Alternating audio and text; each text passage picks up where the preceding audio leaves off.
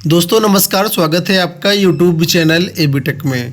आज है 15 दिसंबर 2023 और जान लेते हैं आज की महत्वपूर्ण खबरें जो आज के प्रमुख समाचार पत्रों पे छाई हुई हैं। सबसे पहले देखिए यहाँ पर अपडेट है कि सहायक शिक्षक भर्ती में बीएड अर्हता हटने का रास्ता साफ। इलाहाबाद हाईकोर्ट की लखनऊ पीठ ने राज्य सरकार को प्राथमिक स्कूलों के सहायक शिक्षकों की भर्ती में बीएड अर्हता हटाने के लिए एनसीटी के पत्र पर जल्द निर्णय लेकर के कार्रवाई करने का आदेश दिया है। हाईकोर्ट के इस आदेश से प्रदेश में सहायक शिक्षकों की अर्हता में बीएड को हटाने का रास्ता साफ हो गया है। न्यायमूर्ति AR मसूदी और न्यायमूर्ति ओम प्रकाश शुक्ल की खंडपीठ ने यह आदेश श्याम बाबू व अन्य अभ्यर्थियों की 312 याचिकाओं पर दिया है। दरअसल एनसीटी ने राज्य सरकारों को 4 सितंबर 2023 को भेजे पत्र में देवेश शर्मा मामले में सुप्रीम कोर्ट के फैसले के तहत कार्रवाई करने के लिए कहा है। इस मामले में सुप्रीम कोर्ट ने बीएड को सहायक शिक्षक भर्ती की अर्हता में शामिल करने के एनसीटी की अधिसूचना को शिक्षा के अधिकार कानून के खिलाफ ठहराया था।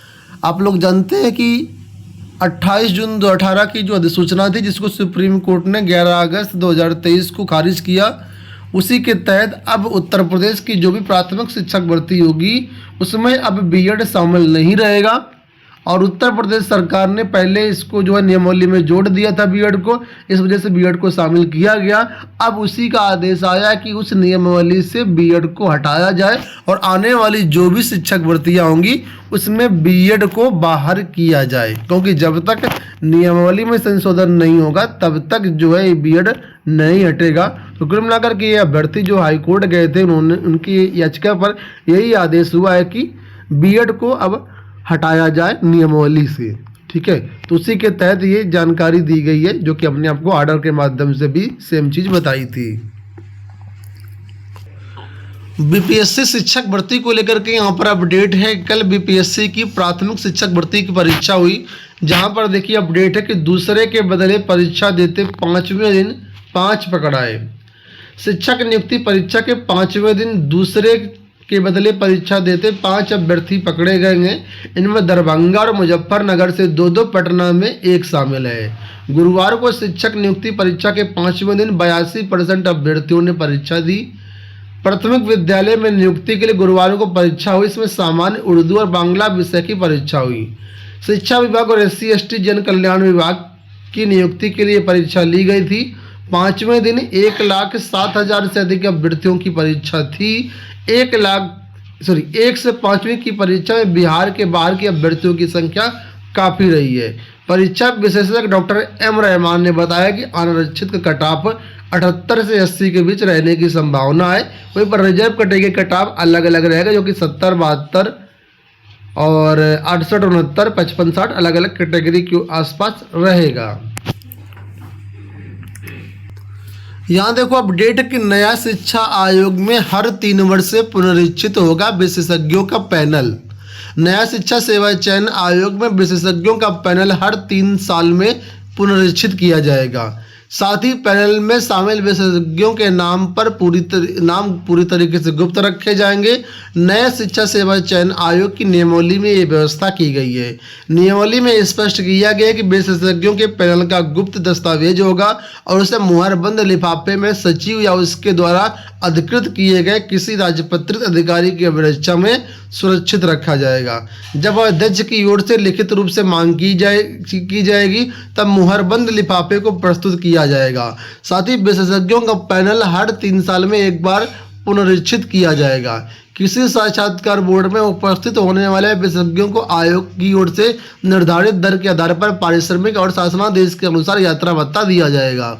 विशेष परिस्थितियों में प्रदेश के बाहर से विशेषज्ञों को अनुमन्य वायुयान किराया अध्यक्ष के अनुमोदन से भी दिया जाएगा। तो फिलहाल यहाँ पर जो एक्सपर्ट होंगे वो हर 3 साल में रिवाइज किए जाएंगे। आयोग चाहे तो जो भी पुराने एक्सपर्ट हैं उनको आगे कंटिन्यू कर सकती है या नए को भी मौका दिया जा सकता है, लेकिन हाँ हर 3 साल में रिवाइज करना होगा। वहीं पर देखो यहाँ पर दिया कि 5 से 10 साल में भर्ती इंतजार में ओवरेज हुए अभ्यर्थी। लिखा हुआ है कि अपर निजी सचिव एलटी ग्रेड शिक्षक पद पर भर्ती के लिए अभ्यर्थियों को 5 से 10 साल तक का इंतजार करना पड़ रहा है और इस इंतजार में अभ्यर्थी ओवर एज होते जा रही हैं। अगर ये भर्तियां नियमित अंतराल में हो तो ओवर एज होने से पहले अभ्यर्थियों को कई अवसर मिल जाएंगे। एपीएस की पिछली भर्ती का विज्ञापन 2013 में जारी किया गया था। ये भर्ती अभी विवादों में ही फंसी हुई है। लोक सेवा आयोग ने 10 साल बाद 2023 में नई भर्ती का विज्ञापन जारी किया। इस बार 328 पदों पर भर्ती के लिए विज्ञापन जारी किया गया। आयोग के पास 3 साल तक एपीएस के पदों का अध्याचन पड़ा रहा। अगर वक्त रहते इस भर्ती का विज्ञापन जारी कर दिया जाता तो अभ्यर्थी ओवर एज नहीं होते।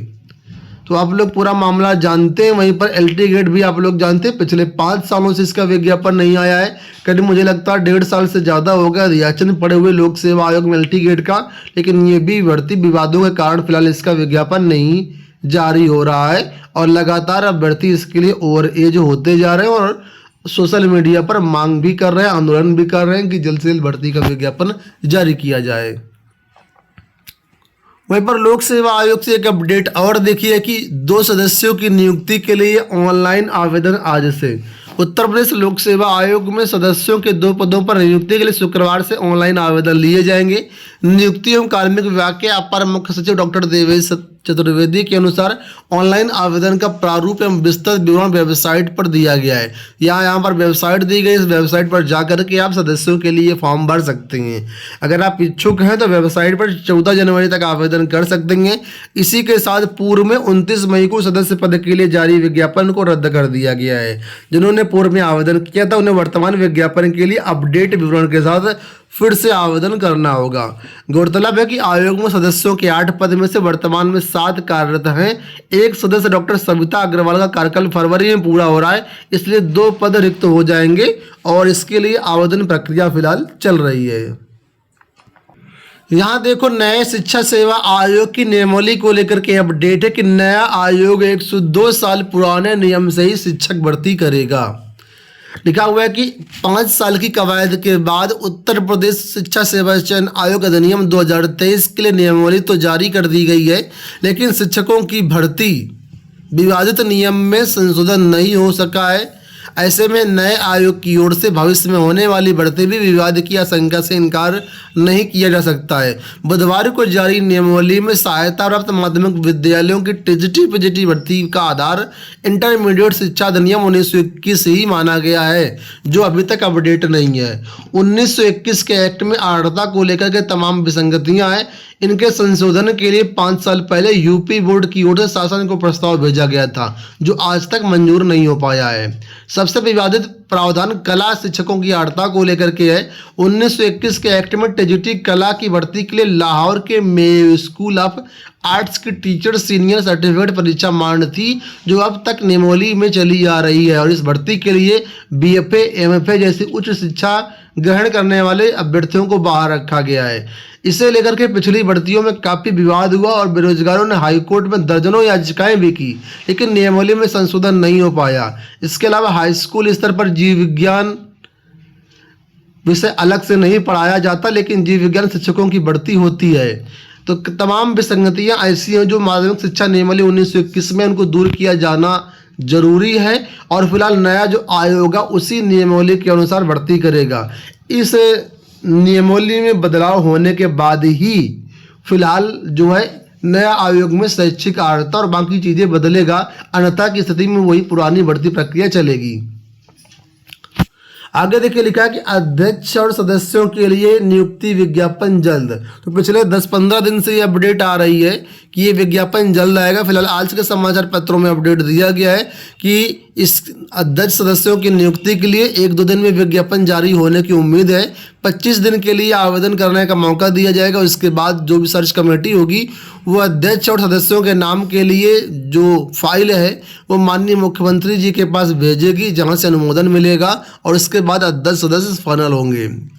लिखा हुआ है इसी महीने मर्जर का आदेश भी आएगा। चयन बोर्ड और उच्चतर शिक्षा सेवा आयोग का मर्जर भी होना है, इसके लिए इसी महीने इसका भी आदेश आएगा। ऐसी जानकारी फिलहाल यहाँ पर दी गई है।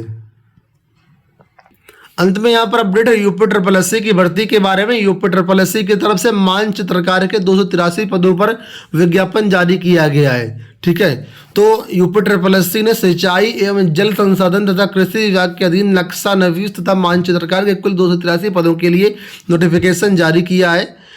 सिंचाई जल संसाधन के लिए 172 पद है, सामान्य चयन के 78, विशेष चयन के 33 पद हैं। इसके लिए कृषि विभाग नियंत्रण के अंतर्गत भर्ती हो रही है। ऑनलाइन आवेदन की प्रक्रिया 18 दिसंबर से शुरू होगी। आखिरी तारीख 8 जनवरी 2024 रखी गई है। 15 जनवरी तक फीस पेमेंट करके फॉर्म कंप्लीट कर पाएंगे। तो फिलहाल आप लोग आवेदन करने के लिए governmentjobcenter.com या फिर यूपी ट्रिपल एससी पर जाकर के आवेदन प्रक्रिया कंप्लीट कर सकते हैं। यहाँ पर देखो एक अपडेट और है कि साक्षात्कार में न्यूनतम 40 व अधिकतम 90% अंक मिलेंगे। नवगठित हो रहे शिक्षा सेवा चयन आयोग की नियमावली में इस बात का उल्लेख है कि इंटरव्यू में कम से कम 40% नंबर तो दिए ही जाएंगे, अधिकतम 90% अंक दिए जाएंगे। लिखित परीक्षा और इंटरव्यू के अंकों को जोड़ करके यहाँ पर मेरिट बनाई जाएगी। यहाँ पर देखो एक अपडेट और है कि नए चयन आयोग की सभी भर्तियों में लिखित परीक्षा, देखिए प्राथमिक से लेकर के एडेड माध्यमिक महाविद्यालय तकनीकी शिक्षण संस्थानों में शिक्षक भर्ती के लिए गठित हो रहे नए आयोग की सभी भर्तियों में लिखित परीक्षा भी होगी। अभी तक उत्तर प्रदेश माध्यमिक शिक्षा सेवा चयन बोर्ड से हो रही एडेड माध्यमिक विद्यालयों की प्रधानाचार्य भर्ती सिर्फ इंटरव्यू के आधार पर होती थी, लेकिन नए आयोग के माध्यम से भर्ती भी अब लिखित परीक्षा के माध्यम से करवाई जाएगी। पिछले साल इसके लिए आप लोग जानते हैं लिखित परीक्षा और इंटरव्यू के माध्यम से भर्ती कराए जाने के लिए प्रस्ताव भेजा गया था, लेकिन फिलहाल उसमें कोई अपडेट नहीं हुआ है। अभी तक कोई अपडेट नहीं आई कि प्रस्ताव पास हुआ या नहीं पास हुआ, लेकिन आने वाले टाइम पर ये उम्मीद है कि लिखित परीक्षा प्लस इंटरव्यू दोनों के बेस पर प्राचार्य भर्ती करवाई जाएगी एडेड माध्यमिक इंटर कॉलेजों में। इसी प्रकार जो भी भर्तियां हैं उन सभी भर्तियों में लिखित परीक्षा तो होगी, साथ में इंटरव्यू भी जहां पर लागू होगा वहां पर करवाया जाएगा। तो दोस्तों ये हो गई आज की सारी सूचनाएं। उम्मीद करेंगे वीडियो आपको पसंद आया होगा। इस वीडियो में इतना ही, धन्यवाद।